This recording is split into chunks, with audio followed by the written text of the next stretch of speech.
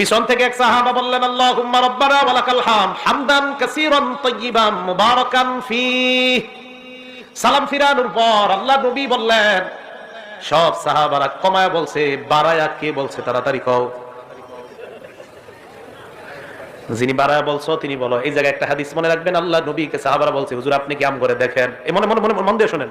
ইবনে হাজার আসকালানী ওই কথাটা লেখছে, আল্লাহ নবী কয়, আমি সামনে থেকে যেমন দেখতে পাই পিছন থেকেও সুন্দরভাবে আল্লাহ ওই মুহূর্তে তোমাদেরকে দেখায় দেয়। এই কে বলছো বলো। কেউ কয় না, শিকারি আহে না। নবীজি বললেন, সাহস করে বলো কে বলছো। তো এক সাহাবা আস্তে আস্তে, হুজুর আমি।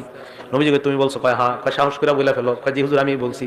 আল্লাহ নবী কয়, তুমি এত সুন্দর একটা তাসবিহ পাঠ করছো, তোমার এই তাসবিহাত, এই সওয়াব আল্লাহর কাছে নেওয়ার জন্য প্রায় 30 জনের কাছাকাছি ফেরেশতা লড়াই করতেছে, কার আগে কে তোমার সওয়াব আল্লাহর কাছে নিয়ে যাবে।